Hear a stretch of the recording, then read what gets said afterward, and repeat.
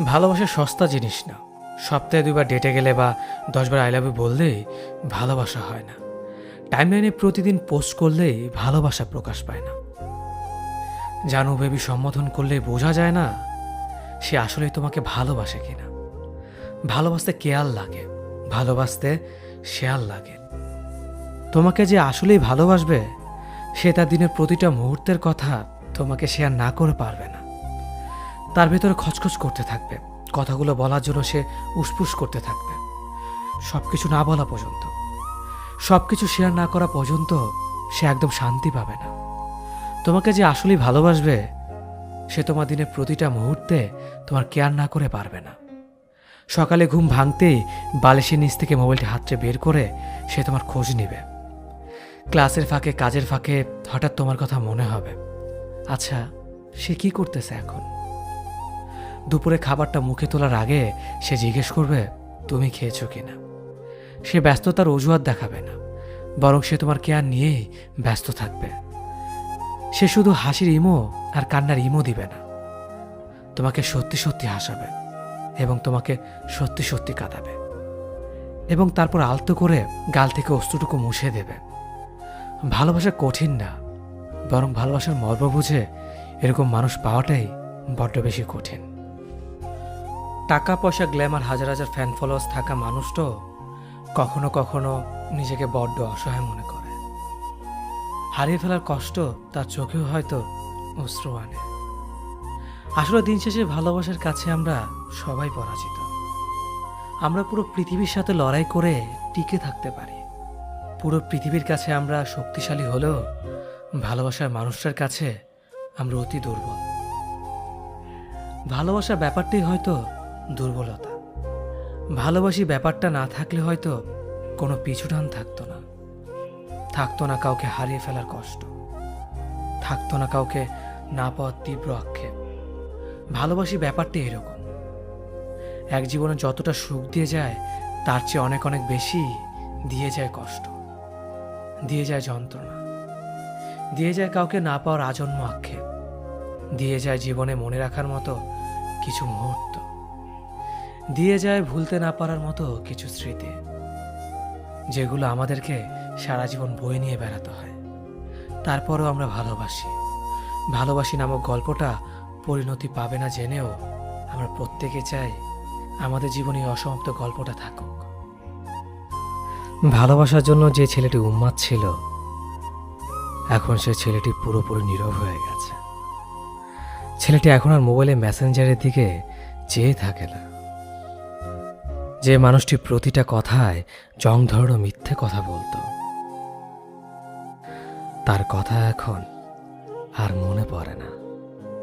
যে মানুষটি কথার ভেতর শুধু শুধু মিথ্যে বলতো, এখন আর তার কথা মনে পড়ে না। মনে তো শুধু একটা কথা পড়ে, কিভাবে পাষাণপুরীর মতো আঘাত করলো বুকের বাঁ পাঁজরে। যেখানে ছেলেটির বিশ্বাসকে দুমড়ে মুচড়ে অবিশ্বাসে পরিণত করলো ছলনার মায়া জালে। প্রিয় যে বিশ্বাস ধরে রাখতে পারে না, সে কখনো বিশ্বাসের অর্থ বোঝে না। তার মাঝে নিজেকে জড়ানো মানেই ছাই হয়ে থাকা, পরবর্তীতে কিছুই মিলবে না। প্রিয় উন্মাতাল করা সেদিনগুলো শুধু টাইম পাস ছিল। তাই তো আগুনে পোড়ানোর আগে ভাবেনি তার জন্য ছেলেটির বিশ্বাস অবিশ্বাসে পরিণত হবে। নানান বাহানায় আমরা দূরে চলে গিয়েছিলাম। তুমি একটা সময় আমাকে খুব চাইতে।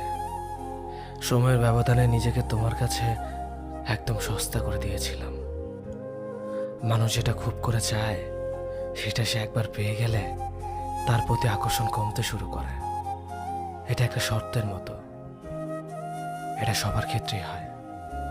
কিন্তু তোমাকে একটা ব্যতিক্রম মানুষ ভেবেছে তুমি এমন করবে না, ঘুরে ফিরে করলে তাই।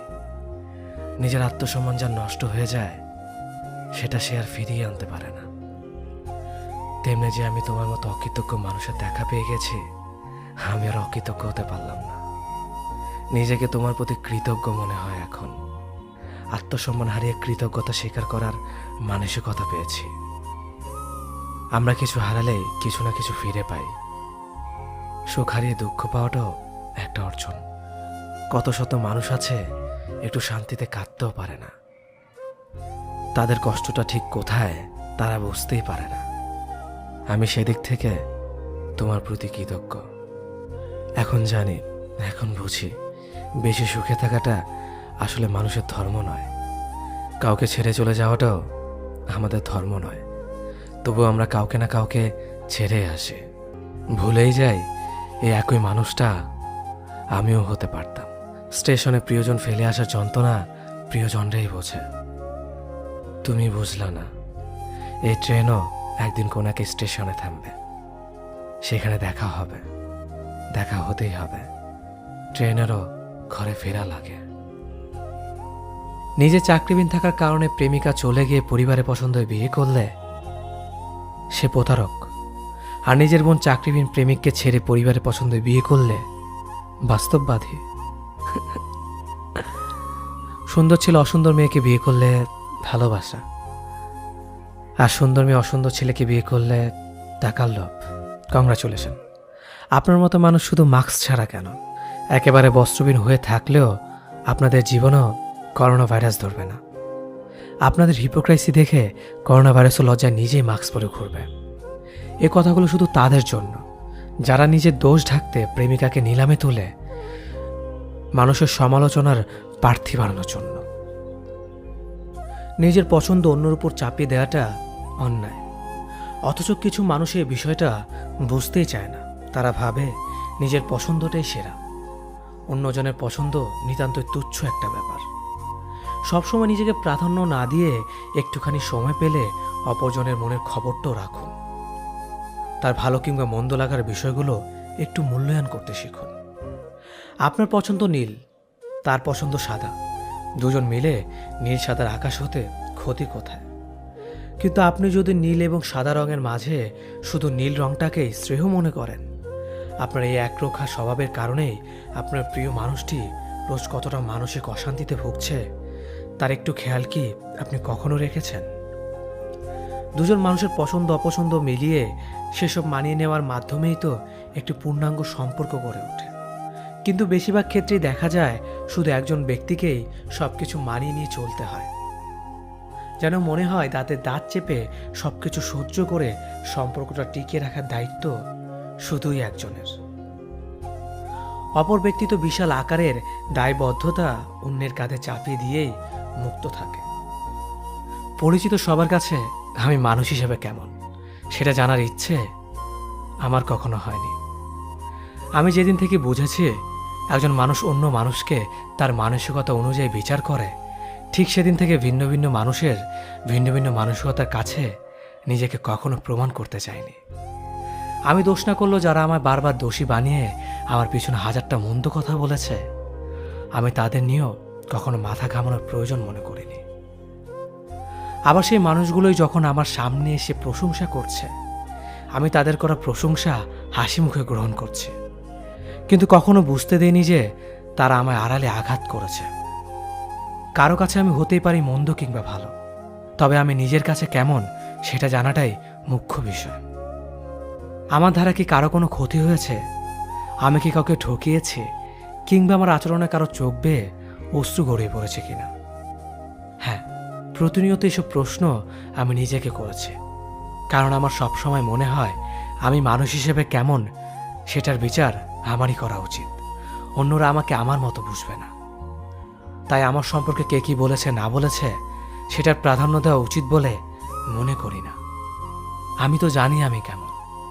আমি বহুভাবে ঠকেছি, কিন্তু কখনো অন্যকে ঠকাইনি। আমার প্রাপ্তি এখানেই।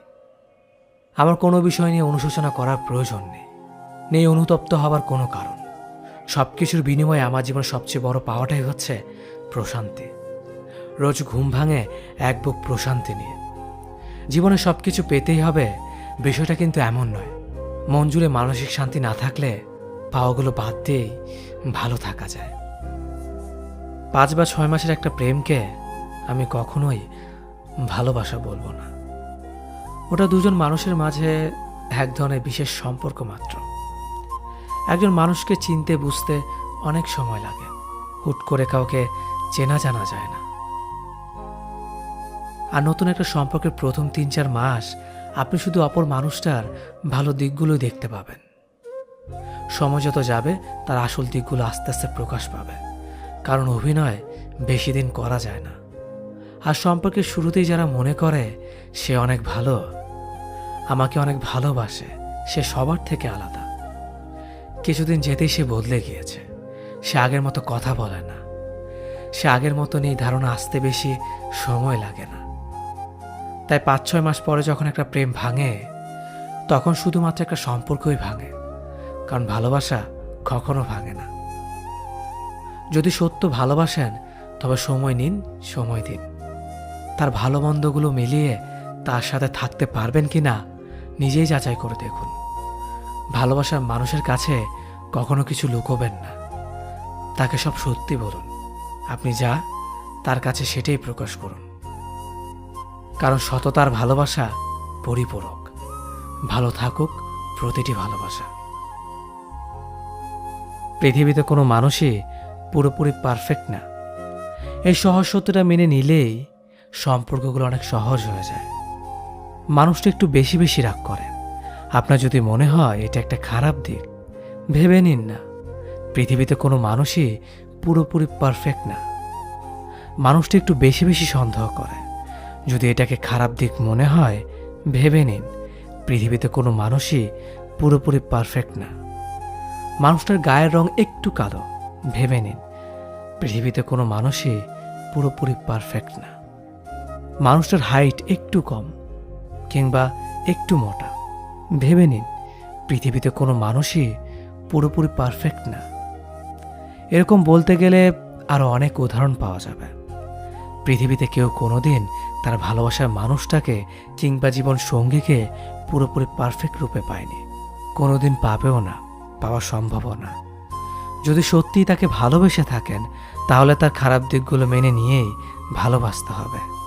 শুধু ভালো দিকগুলোকে ভালোবাসা মানে ভালোবাসা না, ওটার নাম স্বার্থপরতা। ভালোবাসার মানুষটা পারফেক্ট না হলেও পারফেক্ট করে নিতে হয়, কিংবা পারফেক্ট ভেবে নিতে হয়। মেনে নিতে হয় পৃথিবীতে কোনো মানুষই পুরোপুরি পারফেক্ট না। তবুও যদি সহজ সত্যিটা মেনে নিতে না পারেন, তবে নিজেকে প্রশ্ন করে দেখুন, আপনি কি পুরোপুরি পারফেক্ট? আশা করি উত্তরটা পেয়ে যাবেন।